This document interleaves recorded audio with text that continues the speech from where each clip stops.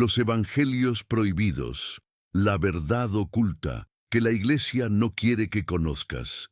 En 1945, un campesino egipcio llamado Muhammad Ali al-Samán estaba cavando cerca de un acantilado en Nag Hammadi cuando su pala golpeó algo duro. Lo que encontró cambiaría nuestra comprensión del cristianismo primitivo para siempre. Dentro de una jarra de cerámica sellada había 13 códices de papiro que contenían más de 50 textos antiguos, la mayoría de ellos completamente desconocidos para el mundo moderno. Estos eran los evangelios gnósticos, textos que habían sido escondidos, prohibidos y casi destruidos por las autoridades eclesiásticas hace más de 1600 años. Bienvenidos de nuevo al canal. Si viste nuestro primer video sobre la historia gnóstica de Jesús, sabes que apenas estamos rascando la superficie de uno de los misterios espirituales más profundos de la historia humana.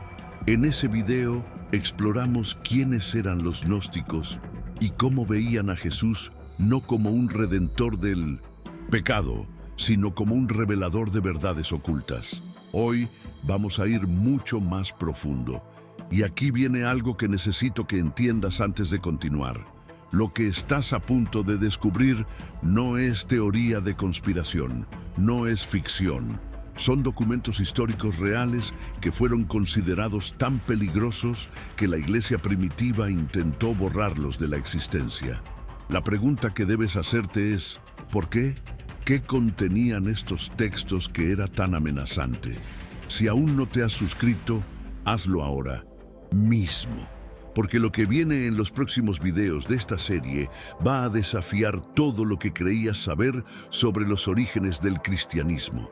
Activa la campanita de notificaciones porque no querrás perderte ni un solo episodio de esta serie. Capítulo 1. La gran biblioteca perdida del cristianismo primitivo. Antes de sumergirnos en los textos específicos, necesitas entender algo crucial.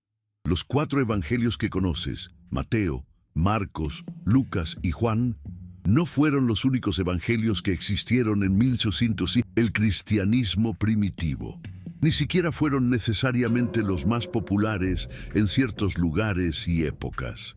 Durante los primeros siglos del cristianismo existían docenas, posiblemente cientos de textos que diferentes comunidades cristianas consideraban sagrados. Había evangelios atribuidos a Tomás, Felipe, María Magdalena, Pedro, Judas y muchos otros. Había textos apocalípticos, tratados filosóficos, poemas místicos y revelaciones secretas. El cristianismo primitivo era un mosaico vibrante y diverso de creencias, prácticas y enseñanzas. Entonces, ¿qué pasó? ¿Cómo pasamos de esta rica diversidad a los 27 libros del Nuevo Testamento que conocemos hoy? La respuesta es más política de lo que te imaginas. En el año 325 d.C., el emperador romano Constantino convocó el Concilio de Nicea. Oficialmente, era para resolver disputas teológicas sobre la naturaleza de Cristo, pero extraoficialmente era sobre poder, control y uniformidad. El imperio necesitaba una religión unificada para mantener el orden social.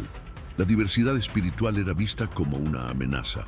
Pausa aquí por un segundo. Si este tipo de historia te fascina tanto como a mí, necesito que hagas algo.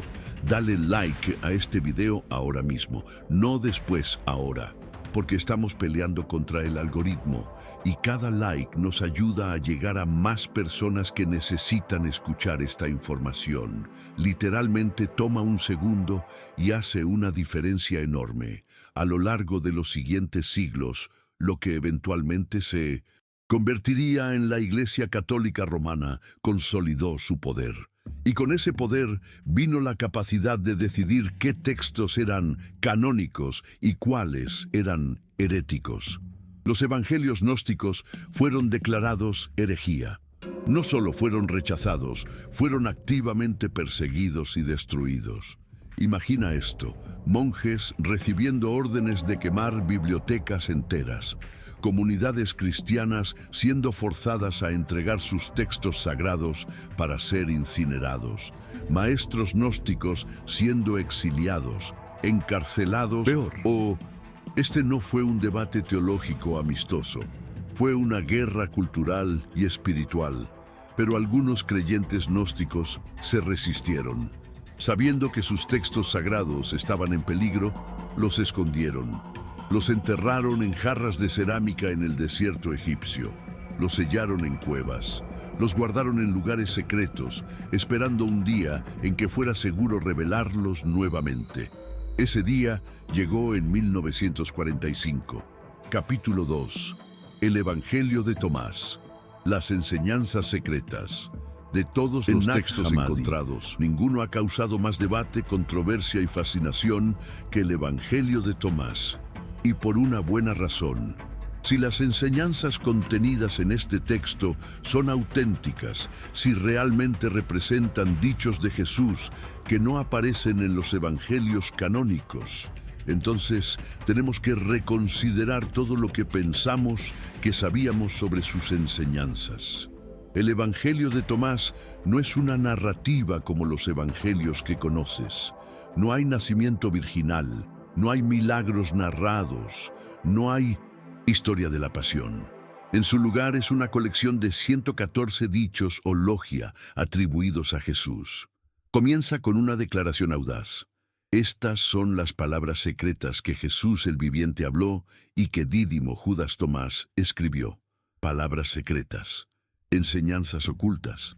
Ya desde el principio, este texto está diciendo algo radical. Hay conocimiento que Jesús compartió que no está en los evangelios oficiales. Ahora, antes de continuar, necesito que entiendas algo. No estoy diciendo que debes creer o no creer en estos textos. Mi trabajo aquí es presentarte la información que durante 17 siglos fue suprimida. Lo que hagas con esta información depende completamente de ti, pero mereces saber que existe. Entonces, ¿qué dicen estos dichos secretos? El dicho 3 del Evangelio de Tomás es absolutamente revolucionario. Jesús dijo, si tus líderes te dicen, mira, el reino está en el cielo, entonces las aves del cielo te precederán. Si te dicen, está en el mar, entonces los peces te precederán. Más bien, el reino está dentro de ti y está fuera de ti. Cuando llegues a conocerte a ti mismo, entonces serás conocido y comprenderás que eres hijo del Padre viviente. Léelo de nuevo, despacio. Jesús está diciendo que el reino de Dios no es un lugar físico al que vas después de morir. No está en el cielo, no está en algún paraíso distante, está dentro de ti. Ahora, en este momento, y aquí está la parte que realmente sacudió a las autoridades eclesiásticas. Cuando llegues a conocerte a ti mismo, entonces serás conocido. Esto pone la responsabilidad de la salvación completamente en el individuo, no en la institución, no en los sacerdotes, no en los rituales, en ti. ¿Puedes ver por qué esto fue considerado tan peligroso? Si la salvación viene del autoconocimiento, del despertar interior, entonces, ¿para qué necesitas una iglesia jerárquica? ¿Para qué necesitas intermediarios entre tú y Dios? Este texto esencialmente democratiza el acceso a lo divino. Continúa el dicho 70. Jesús dijo, si produces lo que está dentro de ti, lo que tienes te salvará. Si no tienes eso dentro de ti, lo que no tienes dentro de ti te matará. Esto es profundo en múltiples niveles. Está diciendo que llevas dentro de ti el potencial para tu propia salvación o destrucción. La chispa divina está ahí, esperando ser activada, reconocida, realizada. Pero si la ignoras, si vives dormido, entonces esa misma ignorancia será tu prisión. Aquí viene algo importante. Disfrutando este contenido, si sientes que estás aprendiendo algo valioso, por favor comparte este video.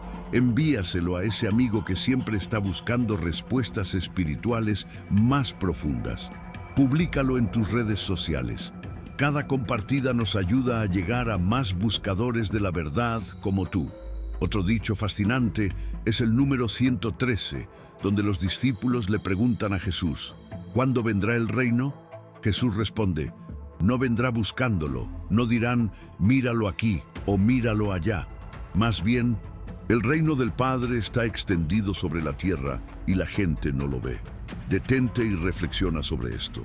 El reino está aquí, ahora, extendido sobre toda la tierra, pero no lo vemos porque estamos dormidos. Estamos ciegos espiritualmente. La misión de Jesús, según esta perspectiva, no es traer el reino en algún futuro apocalíptico, sino despertar a la humanidad para ver el reino que ya está presente. Esta es una cosmovisión completamente diferente a la del cristianismo ortodoxo, donde el reino es algo futuro que vendrá con el retorno de Cristo. Aquí, el reino es una realidad presente a la que debemos despertar. Capítulo 3.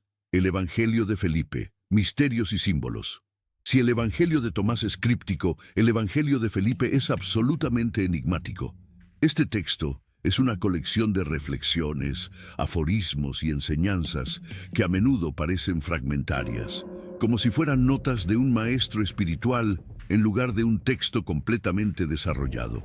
Pero dentro de estos fragmentos hay algunas de las enseñanzas gnósticas más profundas y controvertidas. Una de las secciones más discutidas del Evangelio de Felipe trata sobre los sacramentos, pero no los sacramentos como los conocemos en el cristianismo tradicional. Aquí, los sacramentos son símbolos de realidades espirituales más profundas. El texto dice, la verdad no vino al mundo desnuda, sino que vino en tipos y en imágenes. El mundo no la recibirá de otra manera.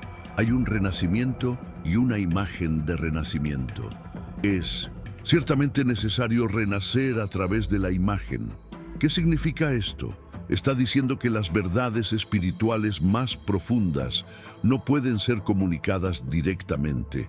Son demasiado abstractas, demasiado sublimes para el lenguaje ordinario. Por eso necesitan ser envueltas en símbolos, en rituales, en imágenes. El bautismo no es solo mojarse con agua, es un símbolo del renacimiento espiritual, del despertar. Y aquí está donde las cosas se ponen realmente interesantes. El Evangelio de Felipe habla extensamente sobre algo llamado la cámara nupcial, que muchos eruditos creen era un sacramento gnóstico relacionado con la unión espiritual. El texto dice, nadie podrá verse a sí mismo ni en el agua ni en un espejo sin luz, ni tampoco podrás verte en la luz sin agua o espejo. Por eso es necesario bautizarse en ambos, en la luz y en el agua. Ahora bien, la luz es la unción. Esto está describiendo capas de iniciación espiritual. El bautismo con agua es solo el comienzo. Luego viene la unción con luz, que representa una iluminación más profunda. Y finalmente, la cámara nupcial, que simboliza la unión completa del alma con lo divino. Escucha esto atentamente porque es crucial. Los gnósticos no veían estos rituales como actos mágicos que automáticamente te salvan. Los veían como símbolos externos de transformaciones internas. El verdadero sacramento ocurre dentro de ti. El Evangelio de Felipe también contiene uno de los pasajes más controvertidos de toda la literatura gnóstica. Habla sobre la relación entre Jesús y María Magdalena. Y la compañera del Salvador es María Magdalena. Cristo la amaba más que a todos los discípulos y solía besarla a menudo en su... El texto está dañado justo en ese punto crítico. La palabra que sigue a en su se ha perdido. Algunos manuscritos reconstruidos sugieren boca, pero esto es especulativo. Independientemente, este pasaje ha generado enormes debates. Ahora, aquí está lo que necesitas entender. Este pasaje no es principalmente sobre una relación romántica o sexual entre Jesús y María Magdalena. En el contexto gnóstico, el beso es un símbolo de transmisión de conocimiento espiritual. Es similar a cuando decimos que alguien bebió de las palabras de un maestro. Es sobre intimidad espiritual e intelectual. María Magdalena aparece en muchos textos gnósticos no como una prostituta arrepentida, una caracterización que fue inventada por la Iglesia medieval y que no aparece en ningún evangelio canónico, sino como una discípula avanzada, a veces presentada como la que mejor comprendió las enseñanzas de Jesús, incluso mejor que Pedro. Si estás aprendiendo cosas que nunca habías escuchado antes, déjame saberlo en los comentarios. Me encanta leer sus perspectivas y respondo a cada comentario. Tu participación hace que este canal crezca. El Evangelio de Felipe también contiene reflexiones fascinantes sobre la naturaleza de la realidad. Dice: este mundo es un comedor de cadáveres. Todo lo que se come en él también muere. La verdad es un comedor de vida. Por lo tanto, nadie que se alimente de la verdad morirá. Jesús vino de ese lugar y trajo comida de allí. Y a aquellos que lo deseaban, dio vida para que no murieran. Esta es una metáfora poderosa. El mundo material es transitorio. Todo en él está sujeto a decadencia y muerte, pero la verdad espiritual, el conocimiento gnóstico, es eterno. Alimentarse de esa verdad es encontrar vida verdadera, la vida del espíritu que trasciende la muerte física. Capítulo 4. El Evangelio de María Magdalena, la discípula olvidada. Uno de los descubrimientos más sorprendentes entre los textos gnósticos es el Evangelio de María, también conocido como el Evangelio de María Magdalena. Este texto no fue parte de los manuscritos de Nag Hammadi. Fue descubierto separadamente en 1896 en Egipto, pero su contenido es tan revolucionario que merece un lugar destacado en cualquier discusión sobre el gnosticismo. El Evangelio de María comienza con los discípulos preguntándole a Jesús resucitado sobre la naturaleza de la materia y del pecado. Jesús les explica que no hay tal cosa como el pecado en el sentido tradicional. Lo que llamamos pecado es simplemente ignorancia, estar atrapado en las pasiones del mundo material. Después de que Jesús parte, los discípulos están afligidos y asustados. Es María quien los consuela y los fortalece. Ella dice: no lloren ni se entristezcan ni duden, porque su gracia estará con ustedes completamente y los protegerá. Más bien, alabemos su grandeza, porque nos ha preparado y nos ha hecho hombres. Nota esa última frase: nos ha hecho hombres. En el contexto gnóstico, esto no es sobre género biológico, es sobre completitud espiritual.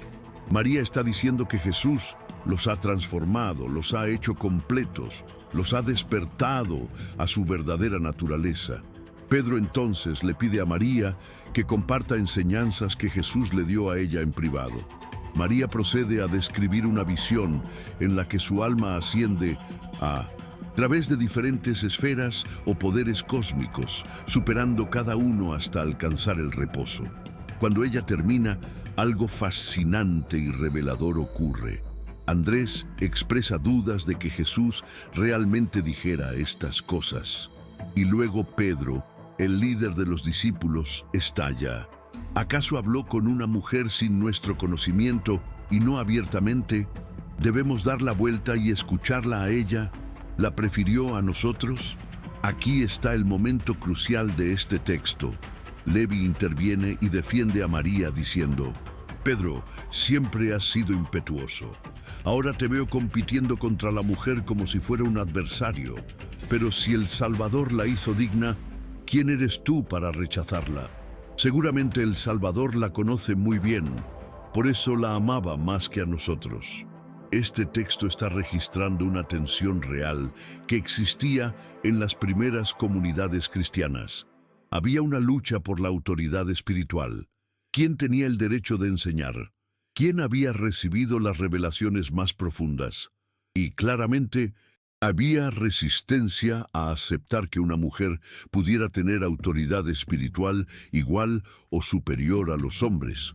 Y aquí está la pregunta que debes hacerte. Si María Magdalena era realmente una líder espiritual tan importante en el cristianismo primitivo, ¿por qué fue casi completamente borrada de la narrativa oficial? ¿Por qué fue transformada de discípula principal a prostituta arrepentida? ¿Qué amenaza representaba su liderazgo? La respuesta tiene que ver con poder institucional. A medida que el cristianismo se organizaba en una jerarquía formal, las mujeres fueron sistemáticamente excluidas de posiciones de autoridad. Textos como el Evangelio de María, que mostraban a mujeres como líderes espirituales, tenían que ser suprimidos porque amenazaban esta nueva estructura de poder. Si este video te está volando la mente, necesito que hagas algo. Suscríbete al canal ahora mismo, porque en los próximos videos de esta serie vamos a explorar aún más textos prohibidos, incluyendo uno que presenta a Judas no como un traidor, sino como el héroe de la historia. No querrás perderte eso. Capítulo 5. El Apocalipsis de Pedro. Ilusiones y realidad. El Apocalipsis de Pedro es uno de los textos más extraños y desafiantes de toda la biblioteca de Nag Hammadi. No debe confundirse con el Apocalipsis de Pedro, que es parte de la literatura cristiana ortodoxa primitiva. Este es un texto completamente diferente, con una perspectiva gnóstica radical. Lo que hace que este texto sea tan notable es su interpretación de la crucifixión. Según este relato, Pedro tiene una visión mientras Jesús está siendo crucificado. Él ve dos figuras, una en la cruz, sufriendo físicamente, y otra por encima, riendo. Pedro pregunta, ¿qué es lo que veo, oh Señor? ¿Eres tú mismo a quien están tomando, y tú estás aquí conmigo riendo, o es a otro a quien están golpeando los pies y las manos? Jesús responde, aquel a quien viste en el árbol, alegre y riéndose, es el Jesús viviente, pero aquel en cuyas manos y pies están clavando los clavos es su cuerpo físico, que es el sustituto. Esto es radical en múltiples niveles. Está diciendo que el verdadero Jesús, el Espíritu Divino, no puede ser dañado por el sufrimiento físico. Lo que está siendo crucificado es solo la carcasa material, la prisión temporal del Espíritu. El verdadero Jesús está por encima de todo eso, literalmente riéndose de la ilusión. Este concepto se conoce como docetismo, la idea de que Jesús solo parecía ser humano, pero en realidad era completamente espiritual. Para los gnósticos que sostenían esta visión, la idea de que Dios pudiera sufrir y morir era absurda. El sufrimiento pertenece al mundo material, no al espíritu. El texto continúa, el que viste feliz y riéndose por encima de la cruz es el Cristo viviente, el intelecto del cual vino el cuerpo físico. Han puesto la vergüenza sobre aquel que no es nada. En otras palabras, han avergonzado y torturado un cuerpo vacío, una cáscara, mientras que el verdadero Cristo permanece intocable. Ahora, sé que esto puede sonar extraño o incluso ofensivo para algunos, pero recuerda, estamos explorando cómo diferentes comunidades cristianas primitivas entendieron estos eventos. No había una sola versión correcta del cristianismo en el siglo II. Había muchas perspectivas compitiendo, y esta era una de ellas. El Apocalipsis de Pedro también contiene enseñanzas sobre la naturaleza de la percepción y la ilusión. Jesús le dice a Pedro, Pedro, he dicho muchas veces, son ciegos. Y en otra ocasión dije, deja a los ciegos solos, y tú, mira su error, cuán grande es, que son como aquellos que no ven. La ceguera aquí no es física, es espiritual. Es la incapacidad de ver más allá de las apariencias materiales a la realidad espiritual subyacente. Y según este texto, la mayoría de la humanidad está atrapada en esta ceguera. Capítulo 6. El libro secreto de Juan, cosmología gnóstica revelada. Si quieres entender la cosmovisión gnóstica en su forma más completa y elaborada, no hay mejor texto que el libro secreto de Juan, también llamado el Apocrífon de Juan. Este es el texto que presenta la mitología gnóstica en su forma más desarrollada, explicando cómo surgió el universo, cómo llegamos a estar atrapados en el mundo material y cómo podemos escapar. El texto comienza con Juan, el hermano de Santiago, devastado después de la crucifixión. Él se encuentra con un fariseo llamado Arimanius, quien se burla de él diciendo: ¿Dónde está tu maestro a quien seguías? Juan huye al desierto lleno de dudas y preguntas. Entonces sucede algo extraordinario. Los cielos se abren y toda la creación se ilumina. Juan se encuentra cara a cara con una figura que se transforma. Aparece como un niño, luego como un anciano, luego como una mujer. Esta figura le dice: yo soy el Padre, soy la Madre, soy el Hijo, soy el incontaminado e incorruptible. Pausa por un momento. Esta descripción de lo divino como Padre, Madre e Hijo, como masculino y femenino, como cambiando de forma, es radicalmente diferente del Dios patriarcal del cristianismo ortodoxo.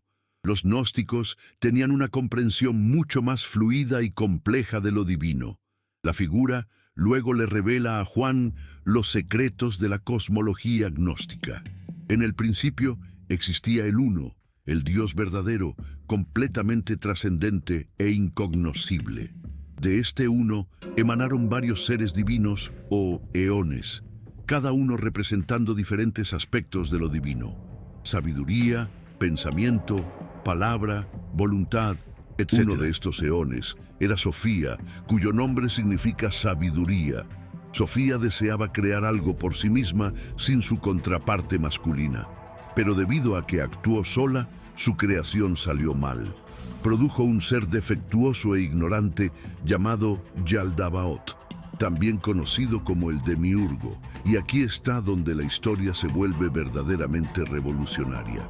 Yaldabaoth, ignorante de su verdadero origen y del Dios supremo que existe por encima de él, se proclama a sí mismo como el único Dios. Declara: yo soy Dios y no hay otro Dios aparte de mí. Este es el Dios del Antiguo Testamento, el creador celoso y vengativo que demanda adoración exclusiva. Yaldabaoth entonces crea el mundo material y crea a los seres humanos junto con otros arcontes o poderes.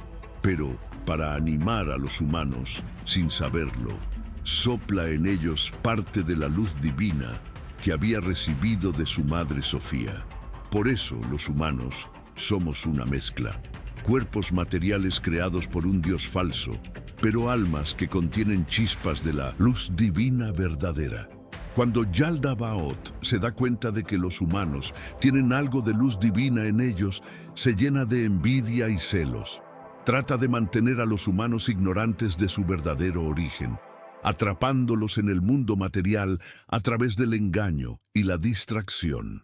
Ahora viene la parte que explica la misión de Jesús en este esquema. El Dios verdadero, viendo que la humanidad está atrapada e ignorante, envía emisarios para ayudar a despertar a las personas. El más importante de estos emisarios es Cristo, quien desciende al mundo material y se une temporalmente con el hombre Jesús para enseñar el conocimiento salvador.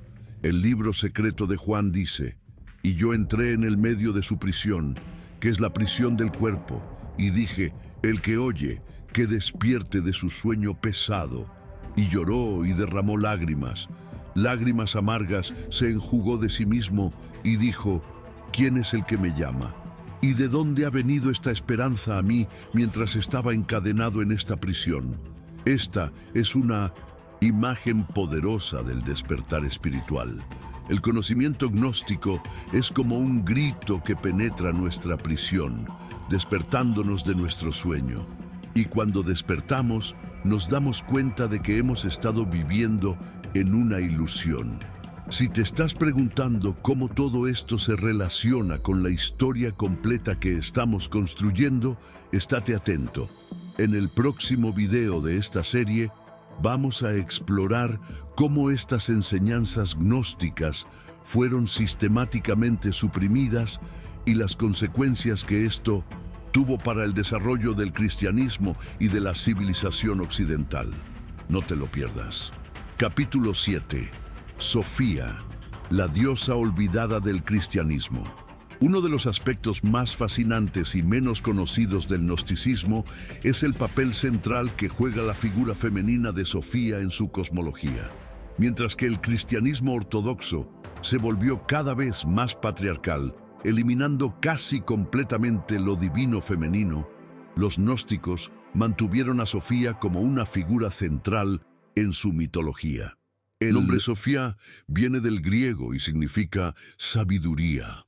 En varios textos gnósticos, Sofía es representada como un eón, una emanación divina del Dios Supremo. Ella es sabiduría personificada, el aspecto femenino de lo divino. Pero la historia de Sofía no es simple.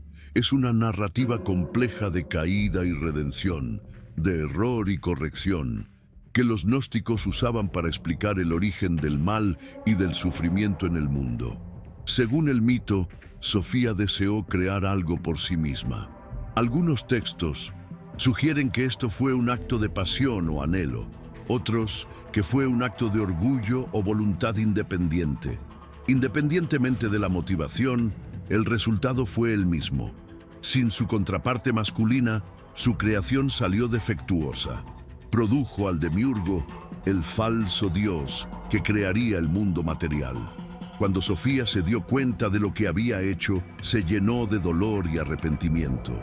En algunos textos se dice que lloró y sus lágrimas formaron el mar.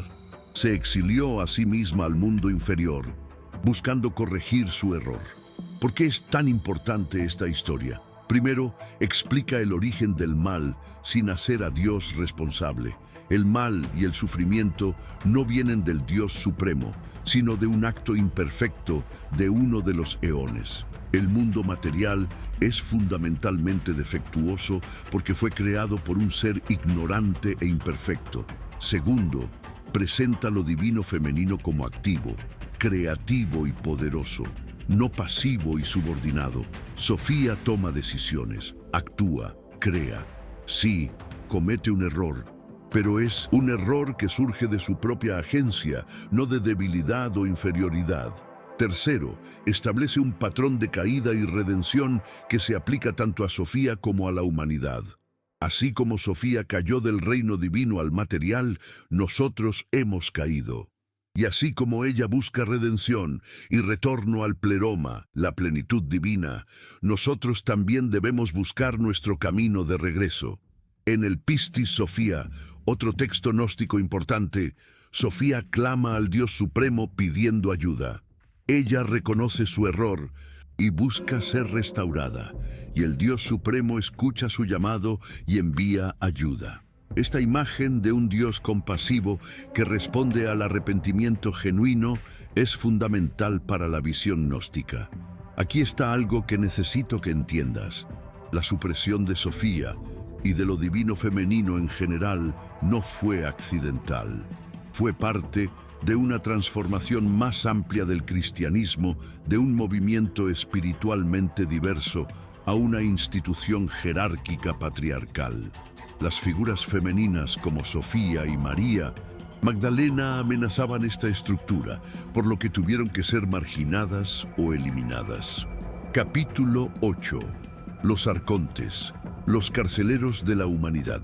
Si Sofía y el demiurgo son los protagonistas principales de la mitología gnóstica, los arcontes son los antagonistas menores, pero igualmente importantes.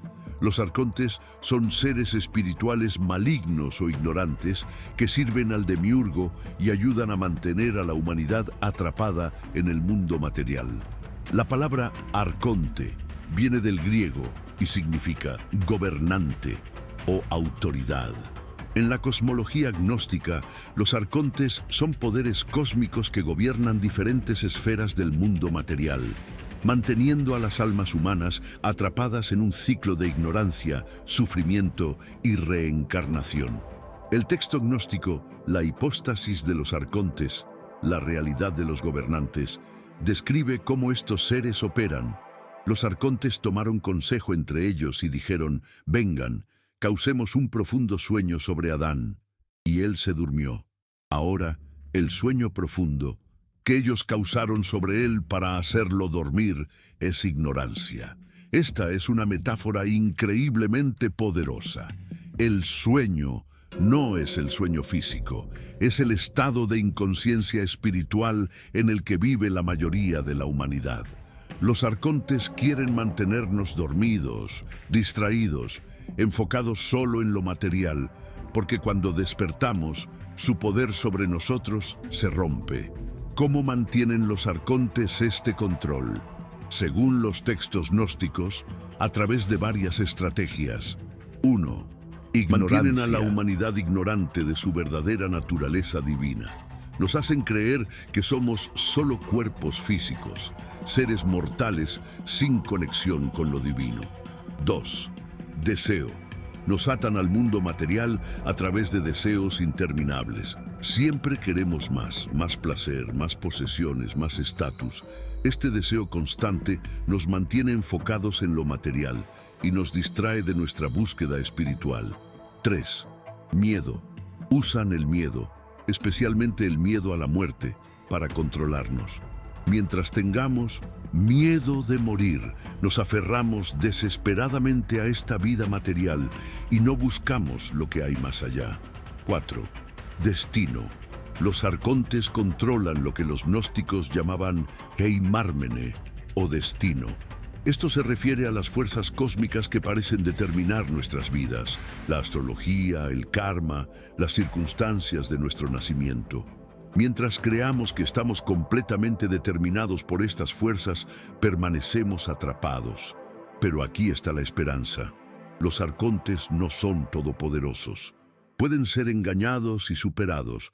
El conocimiento gnóstico actúa como un tipo de contraseña o pase que permite al alma atravesar las esferas de los arcontes en su ascenso de regreso al pleroma. En algunos textos gnósticos se describen palabras de paso o sellos que el alma iluminada debe conocer para pasar por cada esfera arcóntica. Es como si el universo fuera una serie de puestos de control, y el conocimiento gnóstico es el documento de identidad que te permite pasar.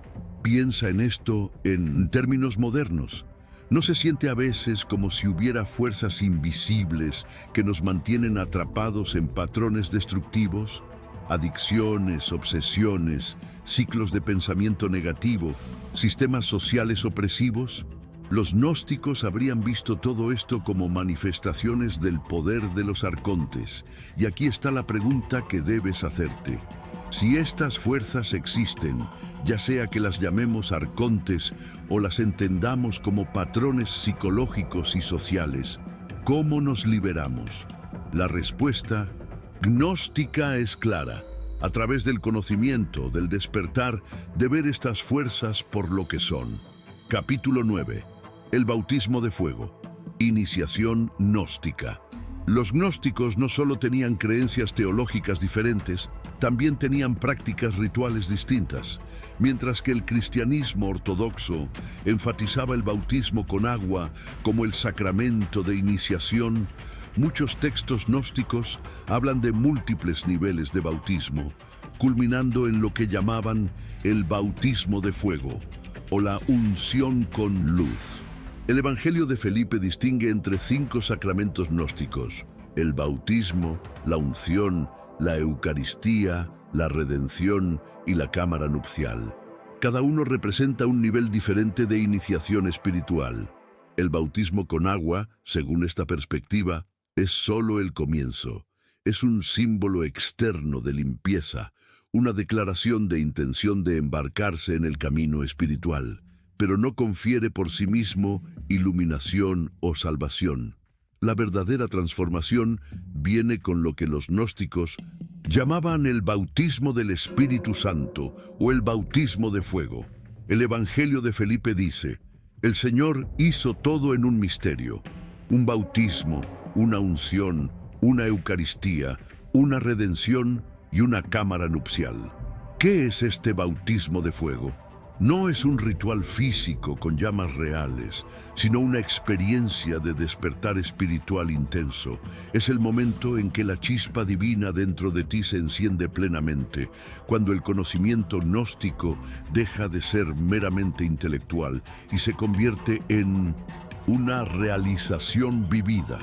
Varios textos gnósticos describen esta experiencia en términos de iluminación, de ver luz, de sentir que toda la oscuridad y la ignorancia se queman. Es una transformación tan completa que la persona que emerge de ella es fundamentalmente diferente de quien era antes. En el Evangelio de Tomás, Jesús dice: «He arrojado fuego sobre el mundo y mira, lo cuido hasta que arda».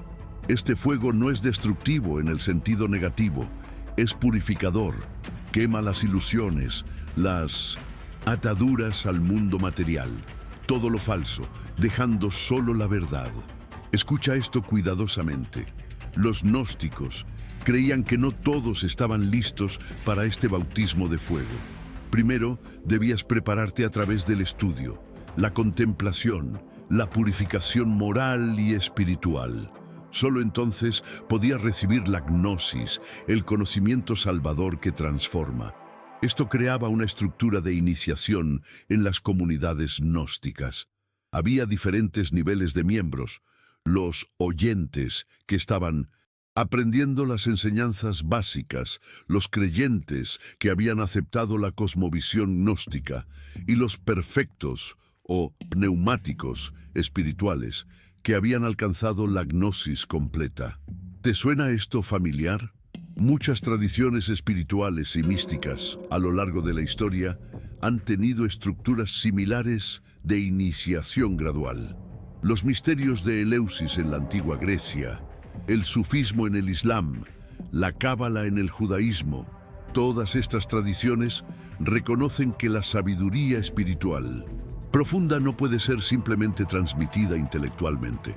Debe ser experimentada a través de un proceso de transformación. Capítulo 10. La Eucaristía gnóstica.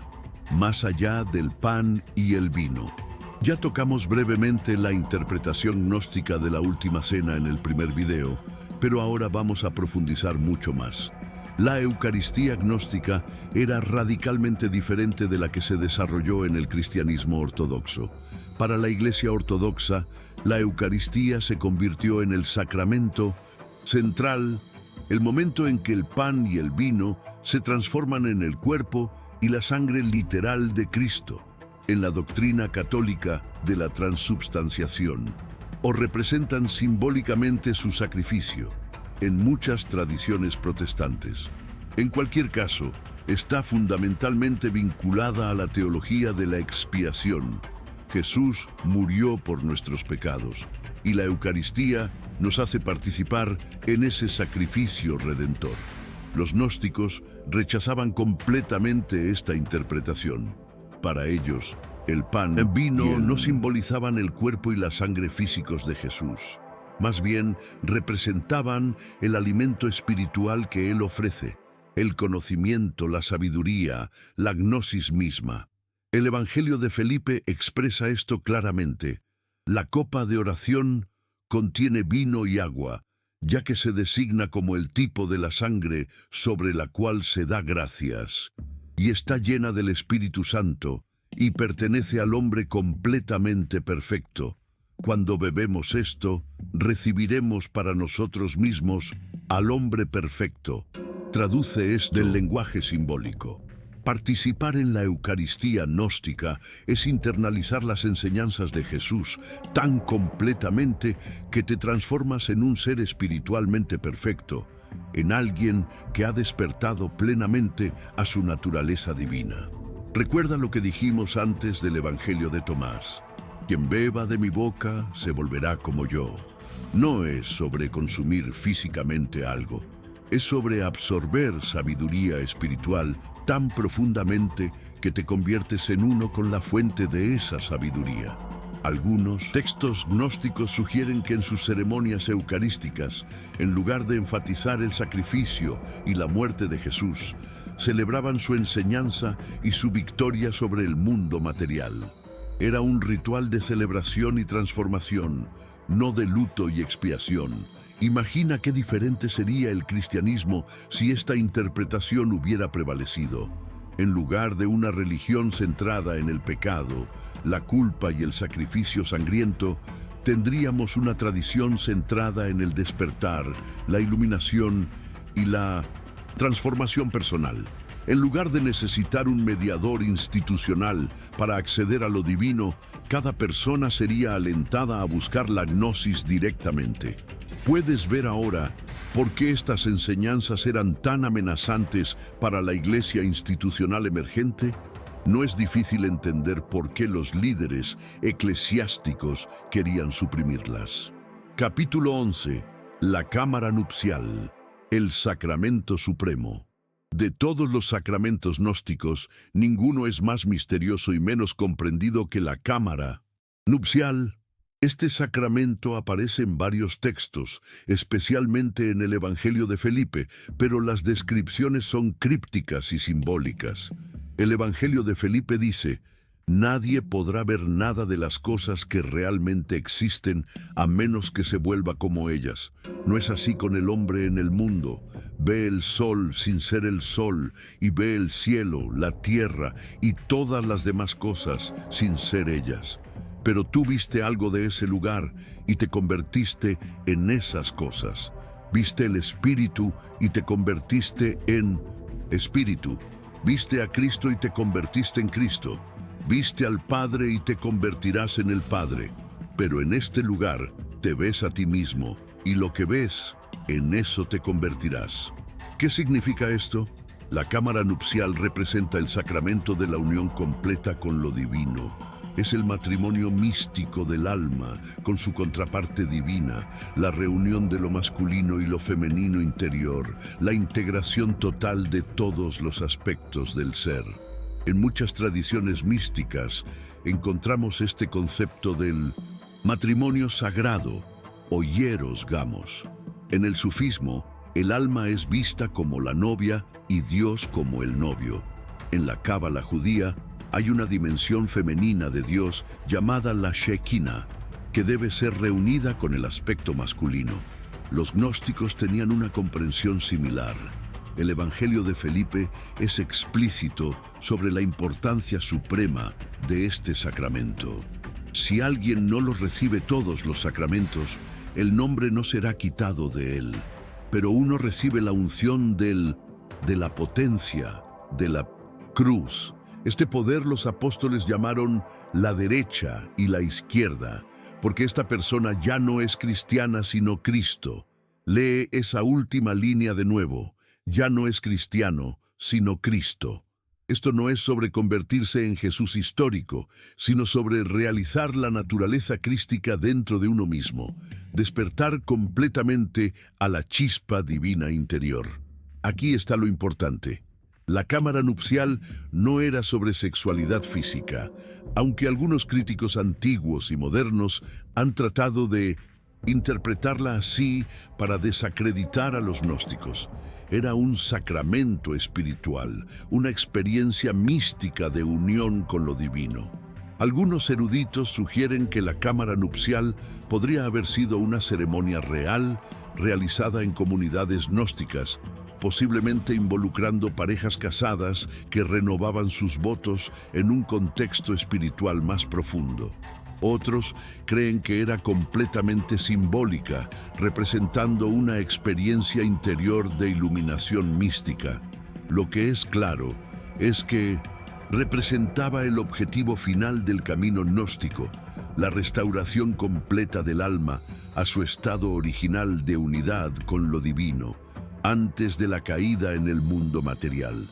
Si has llegado hasta aquí en el video, eso me dice que eres un verdadero buscador. Por favor, tómate un segundo para suscribirte si aún no lo has hecho.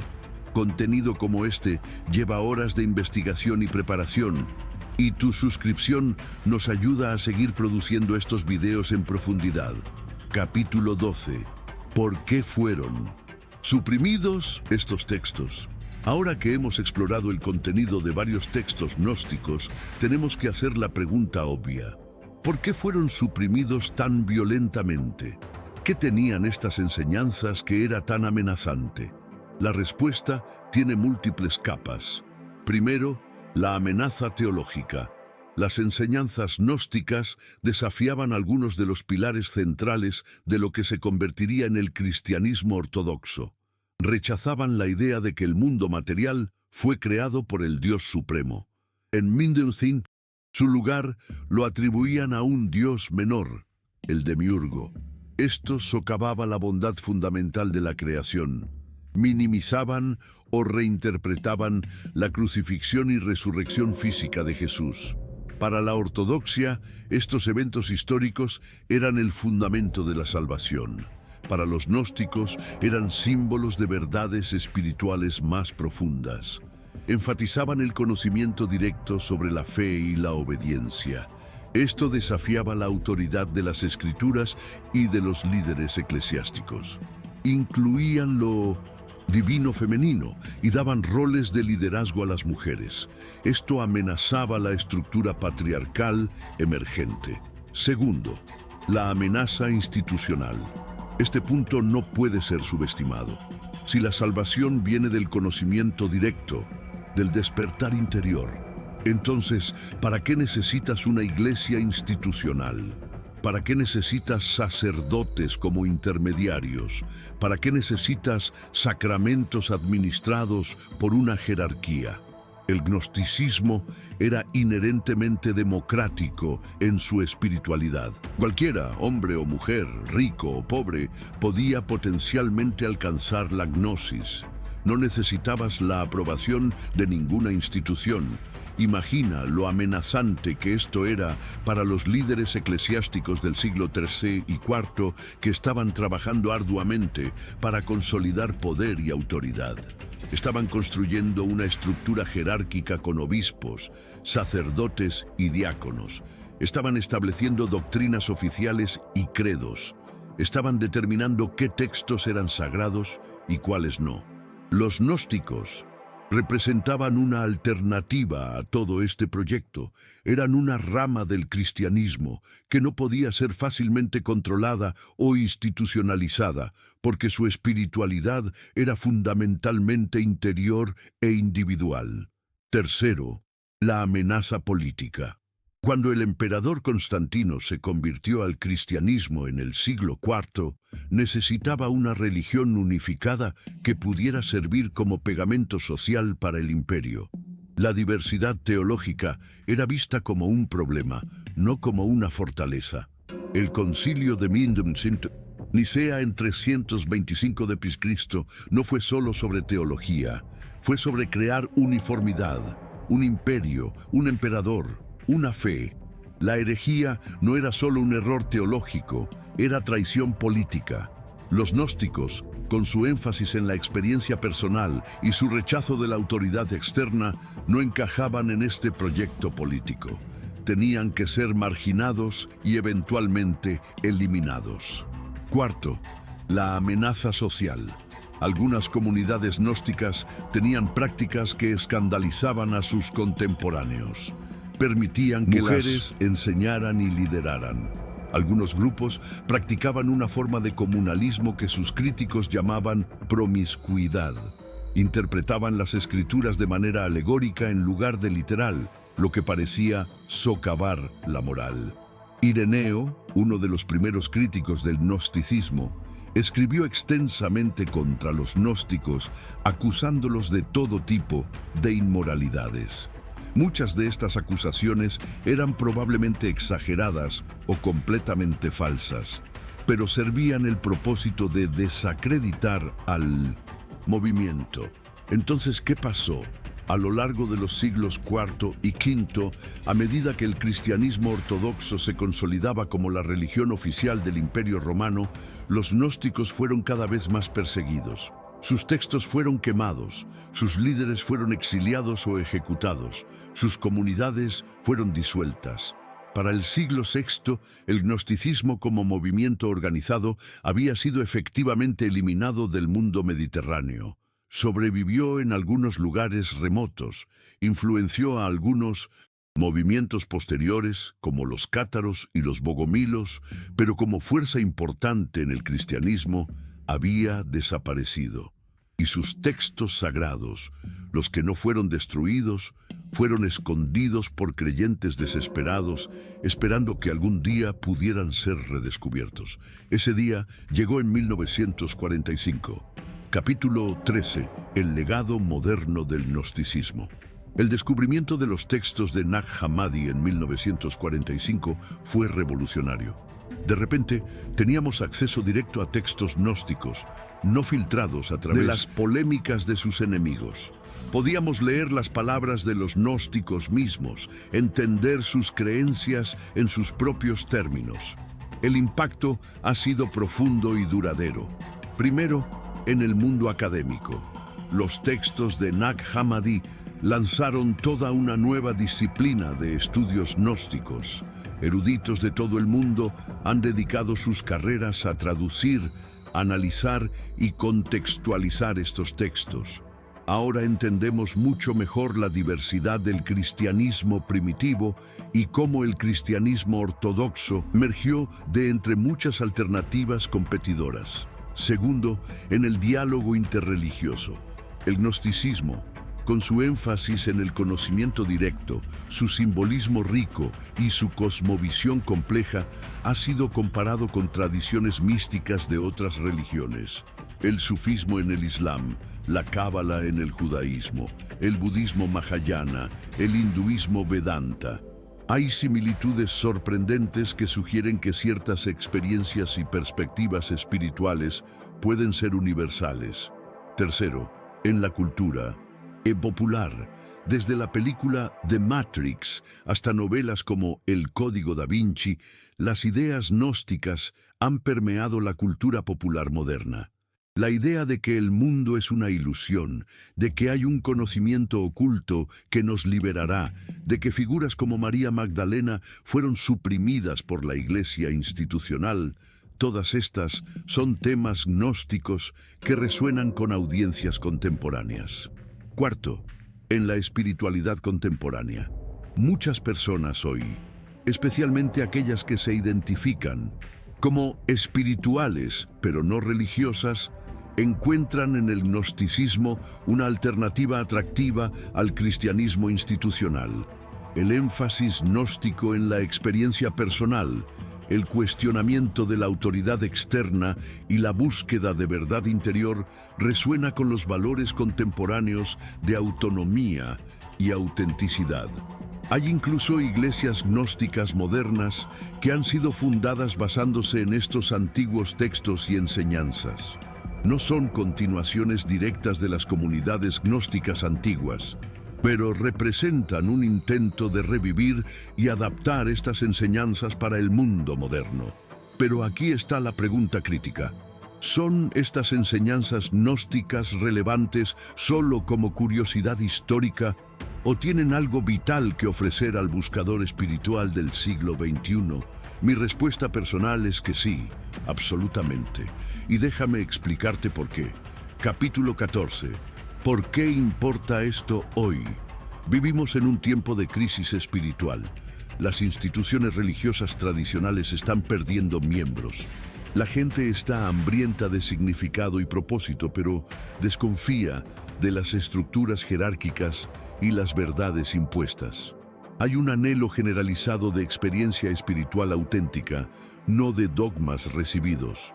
El gnosticismo habla directamente a esta condición contemporánea. Su mensaje central, que cada persona lleva dentro de sí una chispa divina y que la salvación viene de despertar a esta verdad interior, es profundamente relevante. No requiere que aceptes un conjunto de doctrinas sin cuestionamiento. No te pide que sometas tu razón a la autoridad. En cambio, te invita a un viaje de autodescubrimiento. Considera estos paralelos con nuestra situación contemporánea. 1. La prisión del materialismo. Los gnósticos creían que estábamos atrapados en el mundo material, distraídos por deseos interminables, incapaces de ver la realidad espiritual más profunda. ¿No describe esto perfectamente nuestra cultura de consumo? Estamos constantemente bombardeados con mensajes diciéndonos que necesitamos más, que seremos felices si solo compramos el próximo producto, alcanzamos el próximo logro, obtenemos el próximo like en redes sociales. Los gnósticos habrían visto todo esto como la obra de los arcontes, fuerzas que nos mantienen dormidos y enfocados en lo superficial. Su solución era el despertar, ver a través de estas ilusiones, reconocer que tu verdadera naturaleza no es material, sino espiritual. 2. La crisis de autoridad. Los gnósticos rechazaban la autoridad externa en favor de la experiencia interior. En nuestra época, cuando confiamos cada vez menos en instituciones, cuando cuestionamos narrativas oficiales, cuando valoramos la autenticidad sobre la conformidad, esta postura gnóstica resuena profundamente, pero viene con una responsabilidad. Si rechazas la autoridad externa, debes cultivar tu propia sabiduría interior. Debes hacer el trabajo difícil de autodescubrimiento, no simplemente reemplazar una autoridad externa con otra. 3. La búsqueda de experiencia directa. Una de las críticas más comunes a la religión organizada es que se ha vuelto demasiado sobre creencia intelectual y comportamiento externo, y muy poco sobre experiencia espiritual transformadora. La gente no quiere solo escuchar sobre Dios, quiere experimentar lo divino directamente. Esto es exactamente lo que el gnosticismo prometía. No fe ciega, sino gnosis, conocimiento directo, experiencia vivida de lo divino.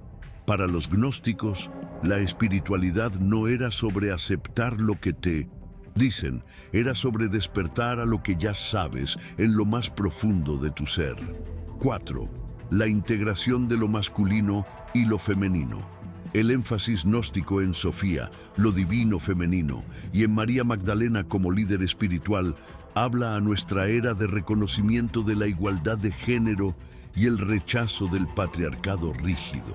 Las tradiciones espirituales que honran tanto lo masculino como lo femenino, que ven el equilibrio entre estos aspectos como esencial para la completitud, resuenan con los valores contemporáneos. 5. La interpretación simbólica. Los gnósticos leían las escrituras de manera alegórica y simbólica, no literal. En nuestra era científica, cuando lecturas literales de textos antiguos a menudo chocan con lo que sabemos sobre el mundo, este enfoque hermenéutico ofrece una manera de mantener la profundidad espiritual sin rechazar la racionalidad. Déjame ser claro sobre algo. No estoy diciendo que debes convertirte en gnóstico. No estoy diciendo que el gnosticismo antiguo tiene todas las respuestas para el siglo XXI. Tenía sus propias limitaciones y problemas. Lo que estoy diciendo es que estas enseñanzas, suprimidas durante tantos siglos, merecen ser escuchadas, consideradas y, donde sea relevante, integradas en nuestra búsqueda espiritual contemporánea. Capítulo 15. La pregunta que cambia todo. Hemos cubierto mucho terreno en este video. Hemos explorado los evangelios prohibidos, conocido a Sofía y los arcontes, examinado sacramentos gnósticos y considerado por qué estas enseñanzas fueron suprimidas y por qué importan hoy. Pero quiero cerrar con la pregunta gnóstica fundamental, la que está en el corazón de toda esta tradición. ¿Quién eres realmente? Los gnósticos creían que la mayoría de nosotros no sabemos quiénes somos realmente. Nos identificamos con nuestros cuerpos, nuestros roles sociales, nuestros deseos y temores. Pero todo esto es superficial, parte de la ilusión del mundo material. Tu verdadera identidad, según los gnósticos, es la chispa divina dentro de ti. Eres, en tu esencia más profunda, un fragmento de la luz divina, temporalmente atrapado en la materia, pero fundamentalmente perteneciente al reino espiritual. El viaje gnóstico es el viaje del autoconocimiento, es despertar de la ilusión, es ver a través de las distracciones del mundo material, es recordar tu origen divino. Y este despertar no es solo intelectual, es una transformación completa de tu ser. El Evangelio de Tomás termina con un dicho que resume perfectamente esta búsqueda. Jesús dijo que quien busca no cese de buscar hasta que encuentre, y cuando encuentre se perturbará, y cuando se perturbe se maravillará y reinará sobre todo. Observa la secuencia aquí. Buscas, encuentras, te perturbas, te maravillas, reinas. El despertar no es cómodo. Cuando comienzas a ver a través de las ilusiones que han gobernado tu vida, puede ser profundamente perturbador. Todo lo que pensabas que sabías se cuestiona. Tu sentido de identidad se sacude. Pero si perseveras a través de esta perturbación, llegas a la maravilla, al asombro de reconocer tu verdadera naturaleza, y entonces reinas, no sobre otros, sino sobre ti mismo. Ya no eres esclavo de deseos, temores o ilusiones. Eres libre. Esta es la promesa gnóstica. Conclusión. El viaje continúa. Hemos llegado al final del segundo video de nuestra serie de 5 partes sobre Jesús gnóstico. Si tu mente está explotando ahora mismo, si sientes que apenas estamos rascando la superficie de algo profundo, tienes toda la razón, porque esto es solo el comienzo. En el próximo video de esta serie vamos a explorar uno de los textos más controvertidos jamás descubiertos, el Evangelio de Judas. Este texto presenta a Judas no como el traidor que todos conocemos, sino como el héroe de la historia, el único discípulo que verdaderamente entendió la misión de Jesús. Es una inversión tan radical de la narrativa tradicional que cuando fue publicado en 2006, causó escándalos globales. Vamos a examinar exactamente qué dice este evangelio, por qué fue considerado tan peligroso y qué nos revela sobre la relación entre Jesús y sus discípulos más cercanos. Y en el cuarto video, vamos a explorar algo aún más fascinante: las prácticas místicas y las técnicas de meditación que los gnósticos usaban para alcanzar la gnosis. No era solo teoría abstracta, tenían métodos concretos para inducir experiencias de despertar espiritual. Algunos de estos métodos son sorprendentemente similares a prácticas que encontramos en otras tradiciones místicas alrededor del mundo. Y finalmente, en el quinto video, vamos a abordar la pregunta que probablemente has estado pensando todo este tiempo. ¿Qué es la verdad? ¿Eran los gnósticos herejes que distorsionaron el mensaje de Jesús? ¿O eran ellos los que preservaron sus enseñanzas auténticas mientras la Iglesia Ortodoxa las corrompía por poder político? Spoiler, la respuesta no es simple, y voy a presentarte evidencia que desafiará tus suposiciones sin importar de qué lado tú comiences. Lo que necesitas hacer ahora mismo. Si has llegado hasta aquí, eso me dice que eres exactamente el tipo de persona para quien hacemos este contenido. Alguien que no tiene miedo de cuestionar, de explorar, de buscar más allá de las narrativas convencionales. Aquí está lo que necesito que hagas. Primero, dale like a este video ahora, no después. Ahora. Cada like nos ayuda a llegar a más buscadores como tú. El algoritmo de YouTube favorece videos con alta tasa de engagement temprano, así que tu like en los primeros minutos después de publicación hace una diferencia masiva. Segundo, suscríbete al canal